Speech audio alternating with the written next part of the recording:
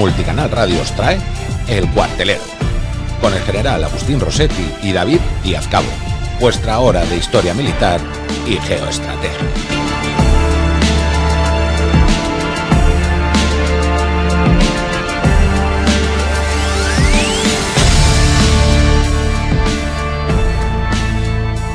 Hola, buenas tardes, amigos del Cuartelero, bienvenidos de nuevo a nuestro programa sobre historia militar, geoestrategia y geopolítica aquí en Multicanal Radio, como todos los martes en directo a las 4 de la tarde. Hoy estoy aquí yo solo, no tenemos al general Rossetti y vamos a ver si yo sola, en solitario consigo sacar esto adelante. Me imagino que sí, que saldrá. No os preocupéis, amigos oyentes. Ya la semana que viene el general Rossetti pues estará aquí con nosotros. Como sabéis, estamos tratando el tema del Sahel, todo el tema de Centroáfrica, hemos estado hablando de Occidente, de Oriente, también tenemos ahí pendiente el Cuerno de África, ya yéndonos hacia el Mar Rojo, el Índico, el Golfo de Adén, las operaciones Atalanta, Madagascar, pues el mundo de los piratas, Somalia, Djibouti, Somalilandia, que lo tenemos allí, Etiopía y Eritrea, que lo comentamos un poquito por encima en el anterior programa. Pues eso lo trataremos en la semana que viene. Y esta semana vamos a hablar un poco de todo el tema del tráfico de armas que hay en África, o ha habido en África. Me voy a centrar sobre todo a partir del final de la Guerra Fría, para no entrar en el mundo colonial, que eso nos daría para 5 programas tranquilamente, la historia del mundo colonial, que quizá lo tratemos más adelante cuando acabemos de dar esta vuelta al mundo que estamos haciendo a lo largo de todos los conflictos un poco actuales, un análisis geoestratégico y geopolítico un poquito de cómo está la situación mundial.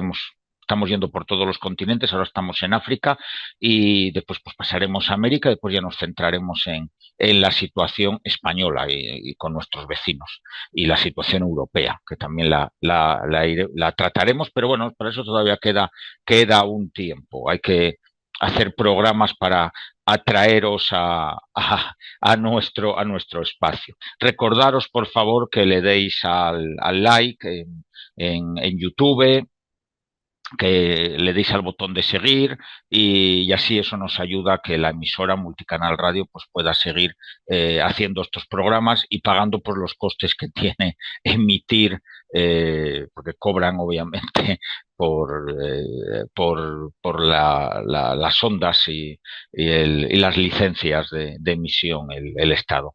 Pues le dais que es gratis y así nos ayudéis a que podamos seguir aquí durante un tiempo más. Esperemos que lo máximo posible, porque es un placer estar aquí con todos vosotros y interactuar de esta manera. Recordaros también que tenemos el programa en YouTube, en directo, en la radio, que la podéis escuchar a través de emisoras digitales. Nos encontraréis en Radio España, por ejemplo, en vuestros móviles, la app, se puede bajar. Radios de España, creo que se llama esa app. Bueno, hay muchas más apps. Yo hablo de esa porque es la que yo uso para escuchar emisoras de radio digital. Hay muchas más seguro y a lo mejor son mejores, pero yo es la que he descubierto. No soy yo un hombre muy de apps ni especialista en tema del mundillo digital. Y después este programa pues lo tenéis en YouTube, en iVoox y Spotify. Iré poniendo algunas imágenes y de algún tipo de armas y comentaré algunas cosillas curiosas, pero creo que podemos empezar ya con lo que es el tráfico de armas en lo que es en África. Como digo, voy a empezar a hablar a partir de lo que es el final de la Guerra Fría, que es lo que más nos interesa, que es cuando realmente todas estas armas procedentes de la caída del antiguo bloque soviético empiezan a regar lo que es África y el impacto es devastador en lo que es el África subsahariana, de la que hemos estado hablando. África actualmente, aunque pasa desapercibido, es el país, perdón, el país, la región del mundo o el continente que tiene más conflictos armados en activo. Bueno, para que sea un conflicto armado, el Instituto Internacional de Investigación para la Paz de Estocolmo, el famoso ISI, que hace también estos balances militares de vez en cuando, una vez al año, un año no lo saca, pero bueno, una vez al año suele sacarlos, los balances militares. Para que sea un conflicto armado importante, ellos definen que tiene que producir al menos 1.000 muertes relacionadas con los combates. Y en África, pues creo que el año pasado había identificado como unos 25 conflictos armados. En los años 90 eran unos 20 más o menos. O sea que hemos subido un poco el nivel de violencia. Es cierto que, por ejemplo, el de Sudáfrica, Angola, Namibia, esa guerra, pues esa desapareció, pero bueno, hay conflictos, pues se han sustituido pues, por todo lo que hemos hablado o hemos comentado en el Sahel, que en su época pues estaba más o menos tranquilo y ahora tiene una serie de guerras que contra, lo hemos hablado, contra, sobre todo contra yihadistas y después pues las guerras internas de muchos de esos países, las guerras tribales que también hemos comentado en los programas anteriores, que os recomiendo que escuchéis aquí en YouTube, en iVoox, en Spotify, que están grabados y creo que pueden resultar interesantes. En todo este tiempo, estamos hablando de veintitantos conflictos, casi 30 conflictos, que cada momento que pasa, pues seguramente va surgiendo uno nuevo, acaba uno y empieza otro. O sea que tampoco es algo que de momento tenga fin. Se calcula que en el mundo hay unos 30 millones de refugiados, 30 refugiados, hablo por guerras, no emigración no emigración, digamos, económica, sino por guerras. Eh, de esos millones, casi 12, casi la mitad son africanos, son refugiados que vienen de las guerras de África, además de los millones que no se contabilizan, que están desplazados pues, internamente. ¿Qué tipo de armas son las mayoritarias en África? Pues son las armas ligeras. Se financian directamente con dinero en efectivo, diamantes durante mucho tiempo. Toda esa zona central de África es rica en diamantes, los famosos diamantes de sangre. Hay una película muy interesante sobre el tema que se titula así Diamantes de sangre o Diamante de sangre, no recuerdo exactamente ahora el título, con Leonardo DiCaprio y el actor este francés negro, no recuerdo el nombre, Honshu o algo así, no, más o menos. La pronunciación mía del francés, pues no, con ese nombre no, es que no lo recuerdo cómo se llama exactamente ese señor. Pero bueno, se financia pues con diamantes y con los productos que hemos visto, petróleo, los metales raros hoy en día, coltán y demás, que es lo que está financiando todo ese mercado. Preferiblemente armas ligeras, que es con lo que se hacen las guerras en África. Armas ligeras, hablamos de fusiles de asalto, granadas propulsadas por cohete, los famosos lanzacohetes tipo RPG, ametralladoras, pistolas y, bueno, hoy en día pues vehículos pero no tanto armamento pesado, no carros de combate, vehículos blindados, no, son las famosas Toyota Wars con pickups, con furgonetas tipo Toyota, los famosos Land Cruiser y hoy en día los Hilux y todo esto, que es con lo que se mueve las guerrillas y también a veces los gobiernos. Obviamente también hay ejércitos allí que sí tienen armamento más pesado. En su época pues era todo carros de combate más antiguos, sobre todo se encontraban a buen precio y la Unión Soviética, la antigua Unión Soviética, bueno, durante la Guerra Fría, todos conocemos el enfrentamiento entre las dos potencias, un enfrentamiento larvado en África, donde el comunismo de la Unión Soviética y de China, pero sobre todo de la Unión Soviética, fue entrando o lo tomó como uno de sus objetivos y regó aquello de armas y también metió armamento pesado. Los ejércitos de los países a los que ellos apoyaban pues llevaban pues armamento de segunda fila, llegaron a haber T-34 en la guerra de Angola, habló hasta los años 2000, pero bueno, T-54, T-55, no suele haber carros mucho más adelantados, algún país más poderoso pues sí tiene T-72 y otros países pues fueron comprando lo que son medios occidentales también para equipar a sus fuerzas armadas. Pero bueno, son guerras, podríamos decir, con armamento ligero. Guerras de armamento ligero que no por ello es menos, es menos mortal, ¿no? Sigue siendo preocupante. Eh, ¿Qué nos ocurre a partir de los años 90? A partir de los años 90, pues en África las guerras son de carácter regional, especialmente la zona del Cuerno de África, la región de los Grandes Lagos, que es donde fueron la mayoría de los conflictos, la guerra de Eritrea, las guerras en Somalia, en el Chad con Libia, bueno, las guerras en el Zaire, que ahora es la República Democrática del Congo, Nigeria también, y el sur de África, que es lo que he comentado con la guerra de Sudáfrica, Angola, la guerra de Namibia, que era entre Sudáfrica y Angola, donde se enfrentó pues Sudáfrica cuando todavía era un país del apartheid y el comunismo de Angola apoyado pues por Cuba y la Unión Soviética. Esa fue la guerra más larga que ha tenido África, la guerra de Angola. Tenemos que ya en los 2000 las guerras seguían disputándose en Angola, en el Congo, Congo-Brazzaville, el Congo-Kinshasa, en Etiopía, en Eritrea, en Ruanda, en Somalia y Sudán.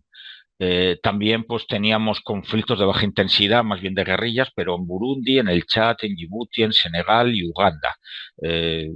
Y después inestabilidades internas en muchísimos más países, Mali mismo, que lo hemos comentado, y la mayoría de estos conflictos siguen ahí larvados. Hemos hablado de la guerra de Darfur, la guerra de Sudán del Norte y Sudán del Sur, las de Etiopía, las de Somalia, pues después Somalia con la guerra con Somalilandia y con la región del Put, que también se ha medio independizado de Somalia. Bueno, eso lo hablaremos cuando hablemos de Somalia, que son conflictos curiosos, interesantes, muchos de ellos tribales, no tanto por religión, que hemos visto que el Centro África, el Sahel, los conflictos suelen ser religiosos, pero también los conflictos tribales, no todos blanco y negro, como algunos especialistas o pseudo especialistas dicen que no, es todo religión y no, es todo tribal, no, es que no es todo ni religión ni todo es tribal, es que hay mezcla de todo eso.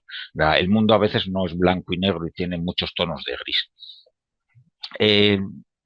En la medida que se fueron transfiriendo armas y traficando con ellas, pues se contribuyó a todos estos conflictos.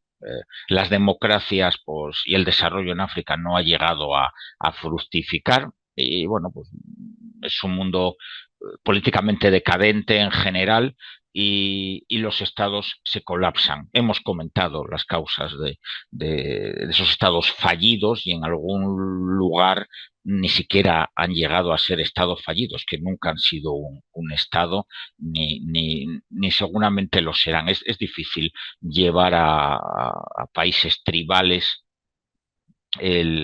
este modelo occidental nuestro de democracia e incluso el modelo marxista que se intentó introducir en África y que fracasó en gran medida también. Han fracasado los dos modelos, incluso ha fracasado más el marxista. A medida que los conflictos se han ido prolongando y se han intensificado, pues ahí hemos tenido violaciones generalizadas de los derechos humanos, ha habido hambrunas, sobre todo Sudán y el Cuerno de África han sido las zonas más afectadas también, más que nada por el tipo de clima que ellos tienen allí, y eso que el Cuerno de África es el origen de la agricultura en el mundo civilizado, viene del Cuerno de África.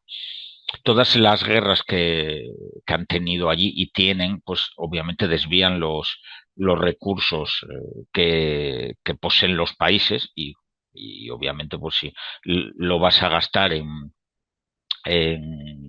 lo que es armas o guerras, pues no lo vas a usar pues para, para el comercio, servicios sociales, desarrollo del país y no vas a tener turismo, nadie va a querer ir allí a montar una empresa y después pues aparece la emigración, la pobreza y la gente pues escapa de allí. Hemos hablado un poco de qué es el asunto más grave que hay ahora, que nos afecta a los occidentales, que sería la emigración ilegal o descontrolada desde África, que bueno, pues la gente intenta buscar un mejor modo de vida. Algunos países, otros pues vienen a Europa pues por otros motivos, a vivir gratis, pero bueno, hay obviamente están los dos los dos sistemas, digamos, de migración. Y todos estos conflictos, pues también afectan mucho a los niños, la violencia inherente a esos países y bueno, incluso los niños soldados que han sido reclutados pues por guerrillas, no tanto los ejércitos, pero sí las guerrillas, eh, que, que es, bueno, pues es tristísimo, pero es el mundo en el que viven allí y, y es lo que hay. Obviamente nosotros no tenemos solución para todo eso. Cuando digo nosotros me refiero a mí o al general. No tenemos el poder para intentar solucionarlo. También todo esto a lo que lleva, la falta de estados que controlen todos estos temas, nos lleva a la aparición del crimen organizado, que obviamente se ha involucrado activamente en el tráfico de armas para fortalecer pues, sus actividades ilegales. Los traficantes de armas y de drogas del sur de África pues se han unido para maximizar sus ganancias. Es ya desde los años de finales de los 90 y casi todo África, la zona del Sahel y la zona de Centroáfrica, pues están funcionando así, donde se exporta ilegalmente pues drogas, diamantes, metales raros, que hablaba del coltán, por ejemplo, pues todo eso pues están usando las mismas vías que usaban para la droga en su época y se está usando esa misma vía, sirve para entrar y salir. Entran las armas y el dinero y sale pues los productos de exportación ilegales. Pues todo eso se ha unido y ahora es una, iba a decir, son pequeñas multinacionales, unas más importantes y otras menos. Obviamente es muy difícil entrar en ese mundo y controlarlo y más en ese tipo de países. Desde el final de la Guerra Fría se ha producido un cambio fundamental en la venta de armas en el África subsahariana. Muchas naciones y fabricantes pues estaban deseosos de vaciar los depósitos y los arsenales porque se habían quedado la caída del comunismo pues en Europa del Este pues todo ese armamento era superfluo y fue una oportunidad de negocio para muchos políticos y militares de todos esos países. Lo refleja muy bien, recomiendo la película también, la de es de Nicolas Cage y es una sobre el señor de la guerra. Me parece una película que hay que ver sí o sí si uno quiere saber por encima cómo funciona el mundo del tráfico de armas en África y cómo funcionaban y funcionan aquellos países. Está basado en hechos reales y en teoría todo lo que sale, las historietas que cuentan son auténticas, no del mismo protagonista en el que se basa, pero sí de otros.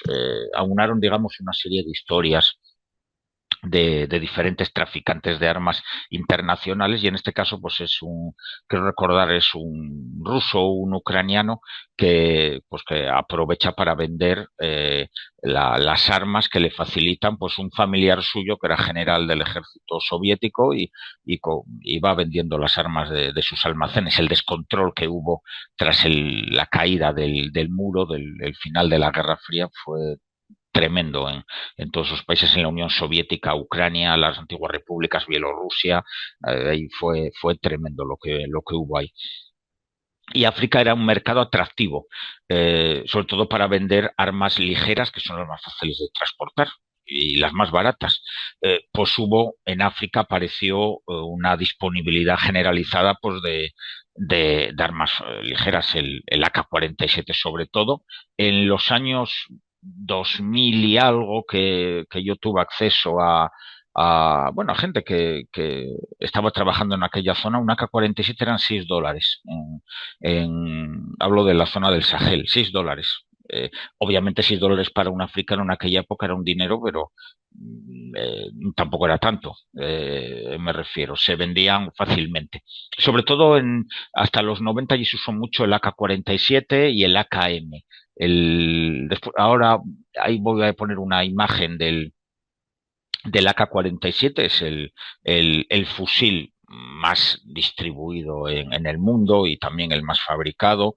Todo el mundo conocéis la historia, se diseña al final de la Segunda Guerra Mundial por Mikhail Kalashnikov y es una copia. Está basado en el fusil alemán, el STG-44, que funciona por gases. No está basado en el STG-45, que es en el que se basa el ZMC español, que es por acerrojamiento semirrígido por rodillos, no va por gases. Este va por toma de gases. No voy a explicar ahora cómo funciona eso, pero bueno, que sepamos que está basado en el STG-44, en soluciones del STG-44 y soluciones del M1 Garand, al que tuvo acceso Kalashnikov, que realmente Kalashnikov cogió lo mejor de 2 o 3 armas y lo juntó todo en uno.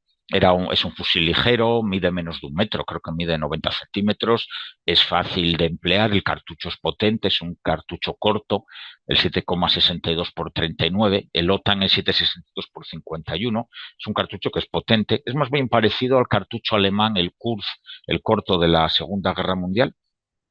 Pues se lo copiaron un poquito y lo mejoraron. Es un cartucho que es cierto que su alcance eficaz es unos 200 metros, 300, con estos fusiles, no son muy precisos a larga distancia, pero son suficientes para los conflictos actuales. El fusil, el calibre, digamos, OTAN de 7,62, pues era mucho más eficaz a mayor distancia. Pero bueno, para lo que es un arma perfecta. Después se fabricó el AKM, que es este que pongo aquí, el AKM.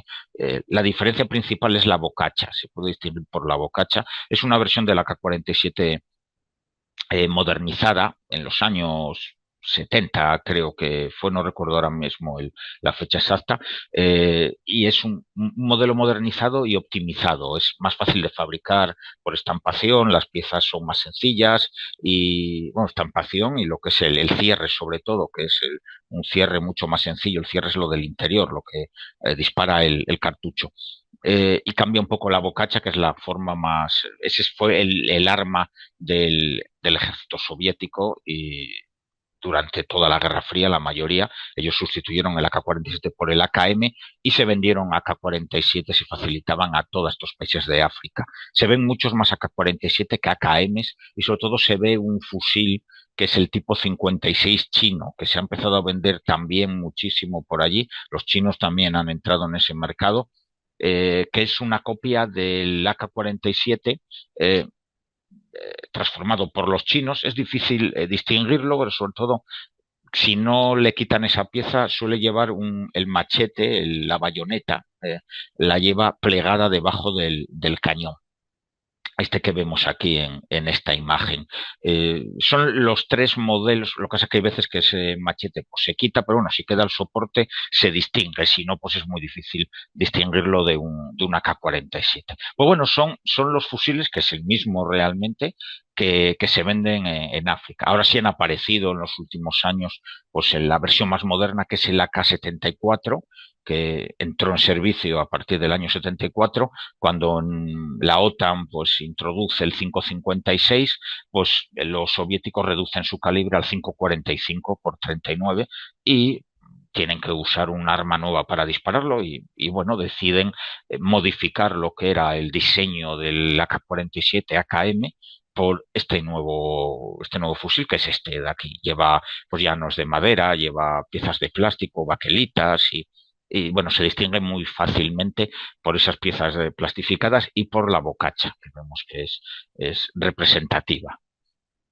Pero bueno, dejando el tema del arma más vendida en África, después pues tenemos las diferentes versiones de ametralladoras soviéticas que también aparecen en toda África, las PKM, las RPD, las RPK, todo este tipo de ametralladoras, todo el arsenal soviético, además de los RPG-7 famosos, hoy en día ya están con las versiones modernas, con cabeza de carga hueca doble, se va llenando aquello de armas bastante más modernas y pistolas, pues en su época pues eran los restos de la Segunda Guerra Mundial, las Tokarev, incluso han aparecido en las guerras de África este G-44, fusiles alemanes que han estado funcionando en la guerra de Angola, han aparecido pues pistolas Luger, Walter P-38, los Colt 1911 y también armas francesas, muchas armas francesas porque Francia estaba en toda la zona del Sahel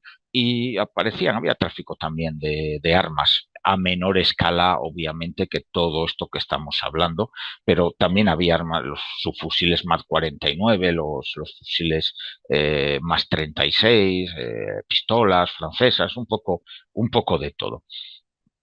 Pero bueno, a lo que hablábamos, en muchos países es más fácil y más barato comprarse una K-47 actualmente que a veces un menú del día, podríamos decir, tener una comida decente durante un mes. Hay tantas armas en toda esa parte de ahí que al final ha sido desastroso para conseguir montar las estructuras de Estado en el África subsahariana, en muchos de esos países. Y la llegada, obviamente, del yihadismo a partir de los años 2000, pues ha empeorado mucho. Si ya no tenían suficiente con los traficantes y el comercio ilegal y todo esto, pues ahora ya tenemos también el yihadismo en todas estas zonas, como hemos comentado ya en los programas anteriores. Las armas ligeras que llegan durante la Guerra Fría, pues también hay transferencia de armas entre diferentes estados, que algunos de ellos adquirieron equipos pesados y obviamente equipos pesados, carros de combate, cazas, aviones, helicópteros, aviones de transporte, pues todo eso lleva un mantenimiento que muchas veces pues ellos no podían llevar a cabo. Todos estos artículos pues representaban la mayor parte de los presupuestos de defensa de los ejércitos legales, digamos, de los estados africanos. Con el colapso de los gobiernos comunistas en la Unión Soviética, la transferencia entre estados disminuyó y aumentó entre estados africanos que fabricaban o se vendían material, bajó casi un 90% y empezó a aumentar lo que es el tráfico de armas ligeras. Le llaman grises cuando son comerciales y le llaman negras en el mundillo cuando son ilegales. Comerciales son las legales y las negras las ilegales, grises y negras. Eh, no tenemos estadísticas tampoco y obviamente los traficantes de armas no nos van a decir lo que venden o dejan de vender. Pero bueno, se estima que son cientos de millones de dólares anuales lo que se mueve allí y generalmente, pues como decía, el AK-47, los RPG-7, morteros y minas. Las armas pesadas sí que aparecen en algunos países, como comentaba antes, sobre todo pues Angola, Botswana, Eritrea, Etiopía, Nigeria, Ruanda, Sudáfrica, Uganda y Zimbabue. Son los países donde tienen armamento pesado. En el norte, obviamente, ejércitos comunes. Estamos hablando del Sahel hacia abajo, no, obviamente Marruecos, Túnez, Argelia, Egipto y Libia son países que sus ejércitos son muy similares a cualquier ejército occidental. Y cuando hablo occidental me refiero a un ejército, me da igual del bloque comunista, del bloque atlantista, del que queramos. Se parece mucho más, pero hablamos del Sahel hacia abajo. todo este aumento de tráfico de armas ha coincidido con el cambio de la naturaleza de las guerras en el África subsahariana. Es una guerra ahora más complicada porque han proliferado los grupos guerrilleros y yihadistas y ahora hay más facciones enfrentadas. Hay mucho caudillismo, tribalismo. Somalia es el ejemplo principal, donde es ya plan bandas. y, y después pues hay pues movimientos también de que ya son casi religiosos, como el famoso, creo que ya no existe, pero estaba el ejército de resistencia del Señor en Uganda, por ejemplo. Era un ejército curioso, un ejército irregular, por cierto. También ha aparecido la guerra por delegación, que lo he comentado cuando hemos hablado de pues, la presencia, eso sí, antes del final de la Guerra Fría, entre el enfrentamiento entre la Unión Soviética y el bloque occidental. Y hoy en día pues lo tenemos allí, tenemos de nuevo a China, Rusia, Francia se ha ido hace poco y bueno, es un mundo muy complicado. Y con esto se han propagado pues todos los conflictos pues a escala regional. Hay fuerzas armadas de 8 países enzarzados en conflictos, pues los tenemos en el Congo, en Kinshasa, en Uganda, en Ruanda, en Burundi, sin entrar en lo del Sahel. Estoy hablando ya del África central. Por ejemplo, Uganda y Ruanda han proporcionado apoyo militar a los rebeldes del Congo y Kinshasa, que son pues, independentistas. Sudán, ahí tenemos la guerra que comentamos contra Sudán del Sur, ahora terminada por suerte, pero bueno, siempre hay latente, y la guerra contra Darfur, en la región de Darfur. Eh, Uganda, pues, apoya también es el principal apoyo de Sudán del Sur, y bueno, pues todos estos ciclos de violencia complican mucho la resolución de los conflictos y aumentan los daños que sufren las poblaciones locales. También, que lo hemos comentado, pues es la aparición del uso de mercenarios y de empresas de seguridad privadas, y aumentan los ataques contra poblaciones civiles y grupos étnicos individuales. Que hablamos del tribalismo, las guerras de religión, y obviamente los mercenarios ya estaban, sobre todo en Centroáfrica, el Zaire, sudafricano, Rhodesia, toda esa parte fue el mundo de los mercenarios, aunque eran compañías pequeñas y eran grupos de mercenarios que a veces eran 100, 200 mercenarios en un país, no eran mucho más, y simplemente pues eran, defendían el interés pues del gobernante en aquel momento, una especie de guardia de corps, que dirigían el ejército en ciernes de esos países. Un mundo muy curioso el de los mercenarios en África, sobre todo en la zona de Zaire y Ruanda, y Rhodesia, perdón, y Ruanda, sí, en Ruanda también estaban. Muy interesante. Hay libros sobre ello. Incluso hubo españoles luchando con los mercenarios, si no me equivoco, en el Congo, toda la zona también del Congo belga, que eso fue tremendo, toda la zona de ahí. Todas estas transferencias y tráfico de armas hacen que los conflictos actuales son más letales que los de antes, y hay crisis devastadoras humanitarias provocadas por ellos, y los refugiados pues que acaban eh, saliendo desde todo el Sahel, desde el Atlántico hasta el Mar Rojo. Eh, los millones de desplazados a lo largo de estos años, que se han ido, sobre todo al principio se desplazaban, los de Centroáfrica se desplazan entre ellos, no porque les pilla mucho más lejos llegar arriba, pero bueno, cada vez se va escapando más la gente de todos esos países y va subiendo hacia arriba, todos estos centroafricanos que nos encontramos en Europa. Aunque es cierto que muchos de ellos pues no son musulmanes y son de cultura animista o cultura cristiana, y son más adaptables. Pero bueno, eso sería ya otro tema de sociología. La mayoría que siguen llegando a Europa pues son de origen musulmán, de etnia, religión musulmana, perdón. Se calcula en los últimos años, desde 1990, desde la caída del muro, hay en combate se calcula que hay unos 20 millones de muertos en combates, más todo lo que venga después por la hambruna y todo lo demás. 2 millones de ellos han sido niños.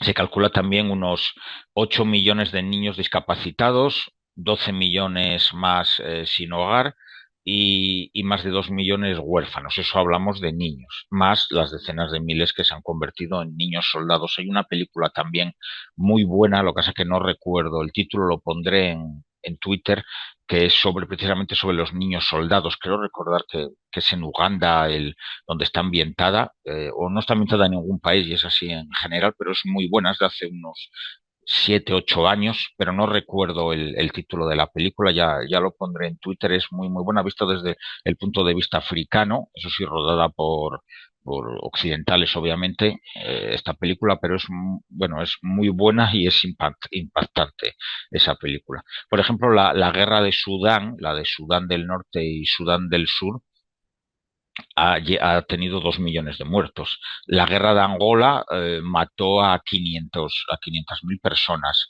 Eh, en Ruanda, pues han sido casi 1 millón de muertos. La famosa guerra, la de Liberia, que duró casi 8 años, del 89 al 97, fueron 150.000 muertos. Son muchísimos muertos, solo hay que verlo.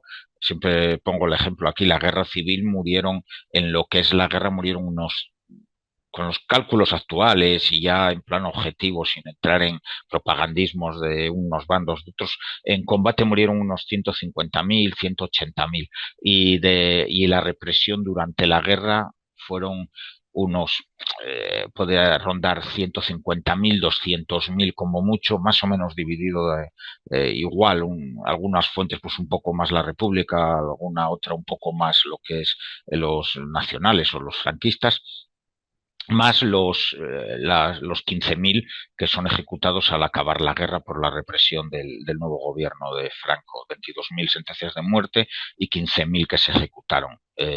Pues tendríamos unos 400.000 muertos en España con la guerra civil entre todas las causas. Pues hay que fijarse en los números que estamos hablando aquí de personas que fallecieron, algunos países con menos población que España en aquella época. La guerra de Eritrea y Etiopía, que solo duró la principal, la que todo el mundo conocemos, duró menos de un año. Y parece ser que hubo unos 300.000, 400.000 muertos en esa guerra. Después ya lo de Somalia, eso es incontable, lo que puede haber habido ahí en Somalia y puede seguir y seguir estando allí. Ahora está más tranquilo, pero bueno, está más tranquilo porque cada mafia está en su feudo, podríamos decir. ¿Cómo va todo esto de las transferencias de las armas y el tráfico? Bueno, pues las naciones de África gastan considerables sumas en armas para sus guerras fronterizas, sus campañas contra insurgencia y las guerras de independencia.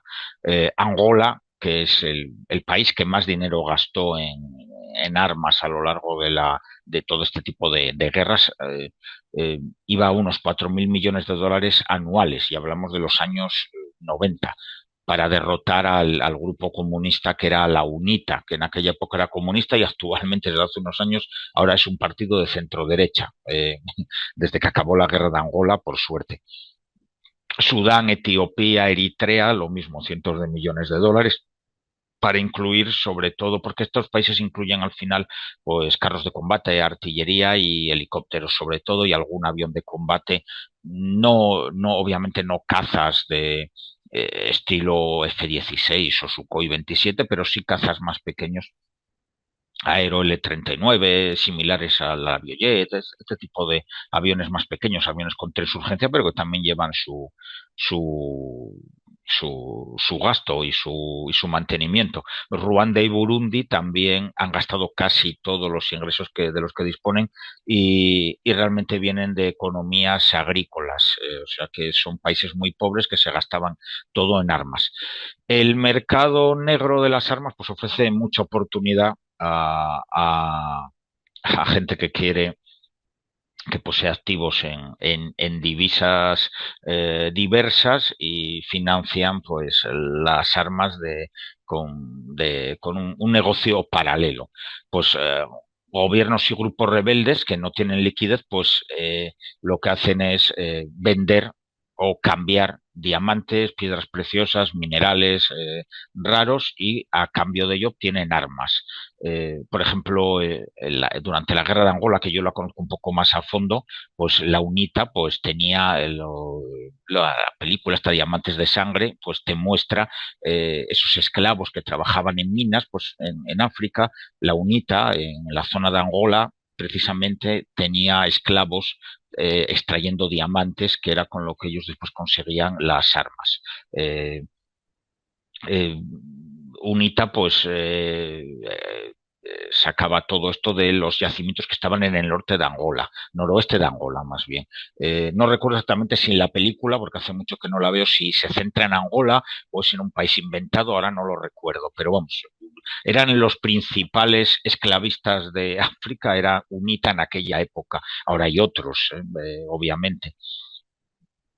Ya Angola, ya todo eso más o menos está controlado y funciona de otra manera, pero hay otros países como Ruanda, Burundi, Sudán, que también funcionaban a base del petróleo y, bueno, y cultivos, el algodón, el café, el sésamo, la goma arábiga, pues todo eso se utilizaba o se empleaba y se emplea para pagar las armas. Los Hutus, por ejemplo, compraban armas con el apoyo de los expatriados, los que vivían fuera de allí. Recordemos esas matanzas que hubo, los tutsis y los hutíes, y vendían también pues vehículos y suministros de socorro. Eso también es otra fuente de financiación, todo lo que UNICEF, Cruz Roja, Médicos Sin Fronteras, bueno, todas estas organizaciones que después tienen un control, podríamos decir, laxo sobre lo que donan o dejan allí.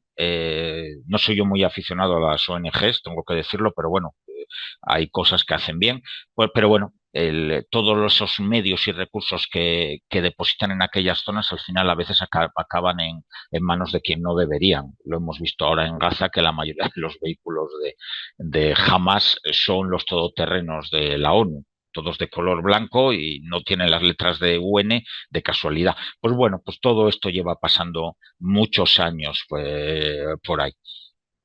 Por ejemplo, en Sierra Leona también se basaban, las armas las pagaban con los diamantes, y Liberia pues era a base de vender madera y mineral de hierro. Y bueno, sobre todo durante hasta los 2000 mucho fueron los diamantes y este tema de la agricultura. Y a partir de los 2000 se ha empezado se paga sobre todo pues, con minerales raros, es con lo que se hace el tráfico de armas. ¿Quién son los comerciantes de armas en África? Pues bueno, estas personas que operan esta red de tráfico ilegal de armas, pues muchos son exoficiales militares o de inteligencia que tenían acceso a moverse en esos mundos, oficiales exoficiales de la KGB, tanto rusos, ucranianos, bielorrusios, ahora chinos, mercenarios de Europa del Este, sobre todo, trafican pues con armas y con drogas, con las dos. También altos funcionarios de los diferentes gobiernos. Sudáfrica fue uno de fue y ahora ya no tanto, pero fue uno de en Sudáfrica pasó lo mismo que con la Unión Soviética, al caer el gobierno racista de sudafricano, aquel gobierno blanco, era un gobierno, digamos, dentro de su racismo, el gobierno era un Estado que controlaba independientemente del tema político, estamos hablando del mundo de las armas, era un Estado que controlaba su armamento. Cuando cae, muchas de esas armas sudafricanas, que eran de buena calidad, han aparecido por las guerrillas y los conflictos de media África. Y después, en cierto modo, también han sido exportadores, antes de la caída del régimen blanco de Sudáfrica, ellos eran exportadores a otros países de África, exportadores legales o ilegales, pero lo hacía el gobierno, era el que exportaba esas armas de manera clara o de manera, como he dicho antes, como armas grises o como armas negras, pero ahí no eran traficantes, sino que eran el propio gobierno. Obviamente también había traficantes y mucho mercenario sudafricano, era un ejército muy entrenado, potente, un ejército serio, y muchos mucho de su personal acabó de mercenario por África. Bueno, tenían ese componente racista que tenían ellos para trabajar con grupos de gente negra, pues bueno, no sé yo qué tal lo llevaban, me imagino que mal, sobre todo los que estaban enfrente. Un mundo. Sudáfrica es un país que a lo largo del siglo XX deberíamos hacerle un programa a ver si tenemos tiempo y podemos hacerlo, pues es un país muy, muy interesante. Eh, Todo esto pues se hace pues obviamente con documentación falsa, aprovechando las redes ilegales que existían para la exportación de minerales, de cereales, de drogas, de diamantes, pues se ha aprovechado y un negocio pues se complementa con el otro. El control de esta transferencia de armas, pues es fácil cuando la venden entre los estados, como Sudáfrica, a diferentes lugares, pues se conoce, hay vendedores y compradores, pero los negocios de tráfico de armas grises y negros ya son más complejos.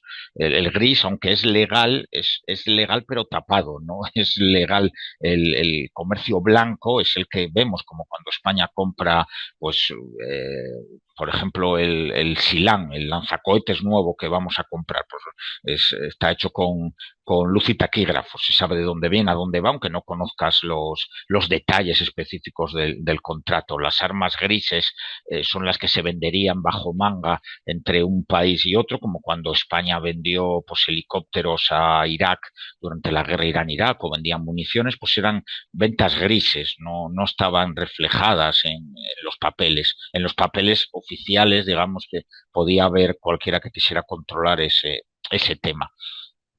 Los negocios de tráfico de armas pues son operaciones complejas y ahí involucran a proveedores que son africanos y no africanos, unos son individuales, otros son grupos y tenemos una serie de puntos de llegada-salida, intermediarios y gente que financia esos negocios y no todos están en el mismo sitio y cada actor de esto está en un punto diferente. El que financia la compra no está viviendo en el mismo país, a lo mejor que el intermediario le conoce porque lo hace a través de un intermediario y los intermediarios, pues cada uno lleva su comisión.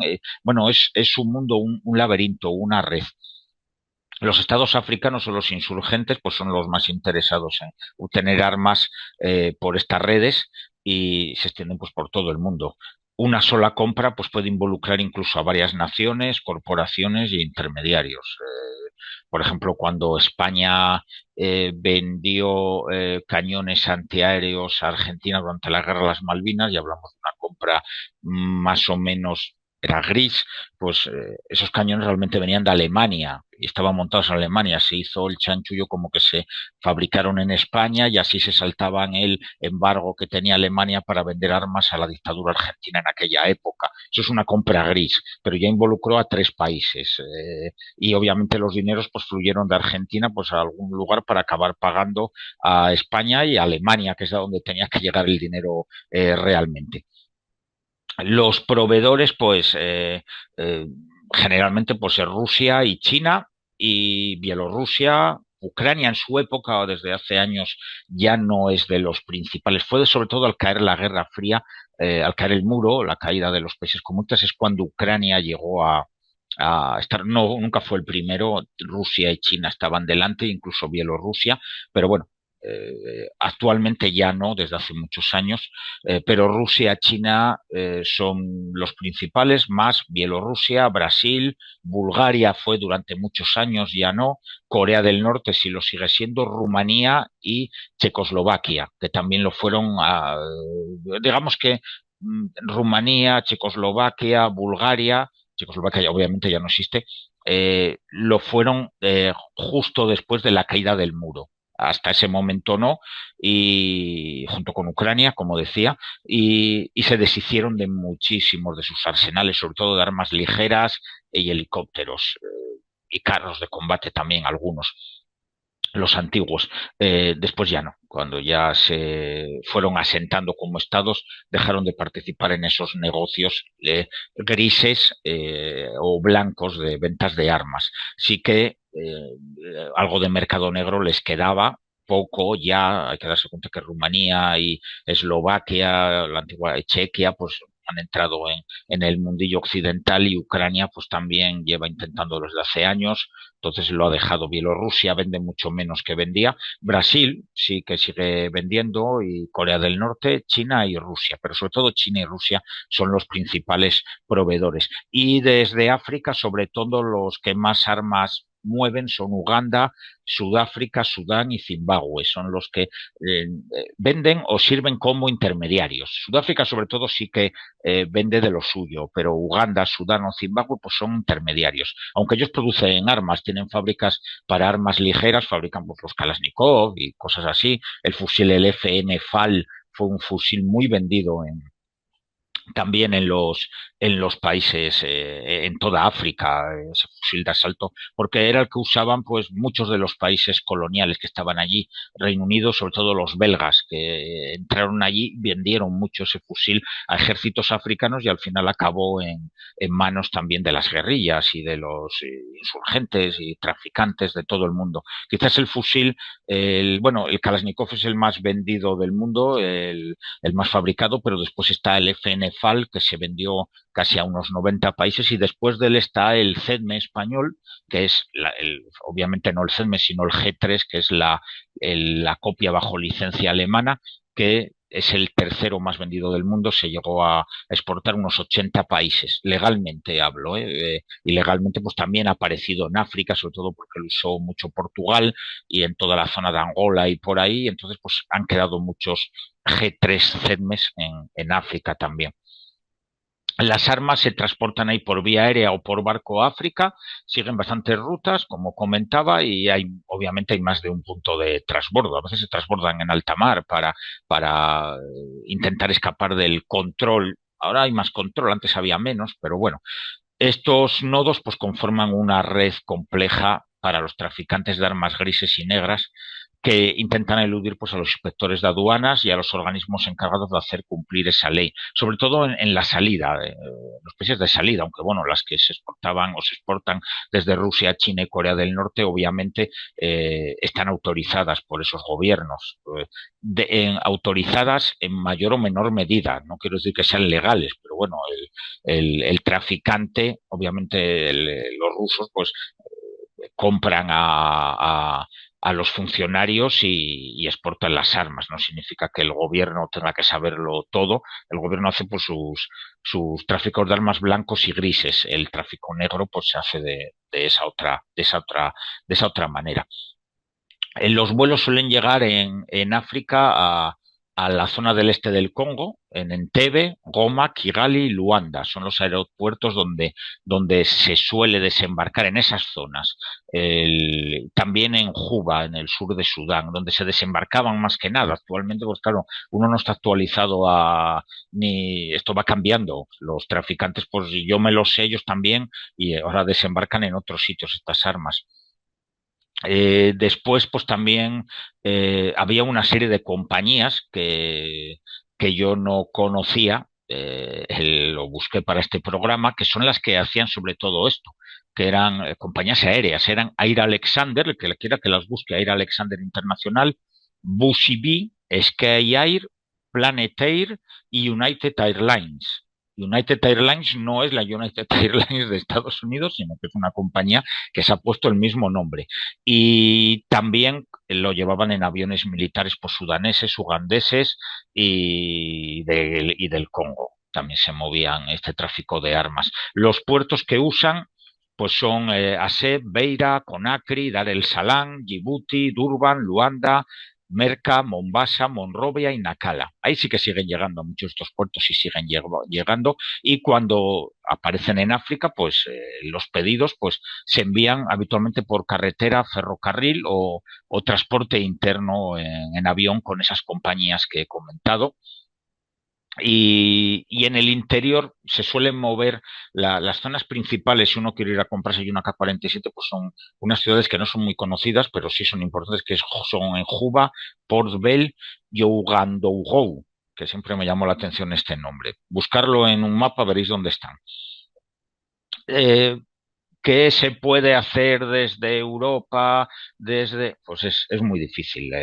Es muy difícil atajar todo esto porque no todas las armas realmente tienen que llevar una serie de papeles, tienen que llevar cumplir unos requisitos, está controlado por organismos internacionales de vigilancia y control, pero hay países donde no es ilegal este tráfico de armas.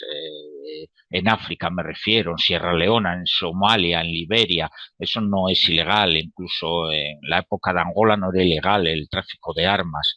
Y el problema pues son los certificados de usuario final, que es como se hace, porque realmente las fábricas de armas fabrican, a no ser que te compres en Afganistán a un artesano de estos, las fábricas de armas funcionan legalmente en todo el mundo, más o menos legalmente, quiero decir, y cada arma lleva un certificado de usuario final, cada arma o cada remesa de armas, que supuestamente identifican el destino final del envío. Pero, por ejemplo, pasa lo que he comentado con los cañones que vendió España a Argentina. El usuario final, el alemán, el usuario final era España, no era Argentina. Ese certificado pues ya no era correcto. Hubo uno que fue conocido de Ucrania en los años a primeros de los 90 que envió armas a Burkina Faso, que era como el gobierno de Burkina Faso iba a ser el usuario de esas armas, pero al final acabaron en Sierra Leona. Se transbordó directamente las armas, precisamente en el puerto este de Ouagadougou, se transfirieron a Sierra Leona. Ha habido muchas iniciativas de países de África, del Consejo de Seguridad de Naciones Unidas para regular todo esto, castigar a quienes venden armas y bueno, algunas veces hay embargos de la ONU, pero bueno, a veces funcionan, una temporada no funcionan, es muy difícil imponer la ley en estos países que muchas veces son estados fallidos, como decíamos antes. No es, y si ellos no son capaces de implantarlo, raramente alguien va a venir a obligarles desde fuera. Eh, se ha intentado y bueno, parece ser que hay menos tráfico, pero la entrada de los yihadistas en lo que es todo el Sahel ha empeorado todo esto. Lo ha empeorado, pero en gran medida, porque no es, ahora mismo ha aumentado todo este tráfico de armas, la financiación que ellos traen, sobre todo de Arabia Saudí, de Emiratos Árabes Unidos, de Qatar. No suele ser financiación, en algunos casos sí, pero no suele ser financiación oficial, sino que es financiación de las élites salafistas de esos países pues que dan su dinero, dan su limosna a estos grupos y son los que los mantienen, más lo que ellos pueden esquilmar a las poblaciones donde viven, en plan feudalismo, que es como funcionan. Obviamente estos guerreros no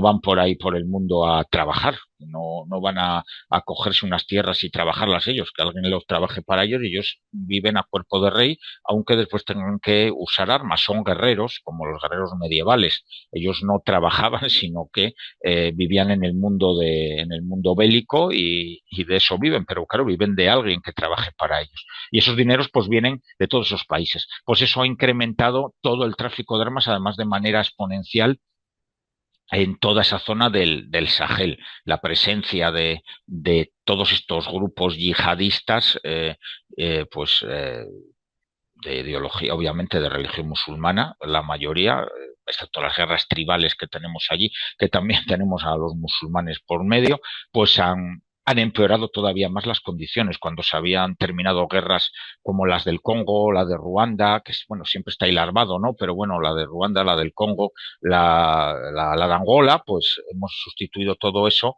por unas guerras que estaban más o menos más controladas en todo el Sahel y ahora se ha ido todo al garete y veremos cómo va evolucionando todo esto. Y espero que este programa, un poco denso, son apuntes míos de hace tiempo, un poco denso, pero espero que sirva un poco para aclarar un poco cómo es el mundillo este del tráfico de armas en África.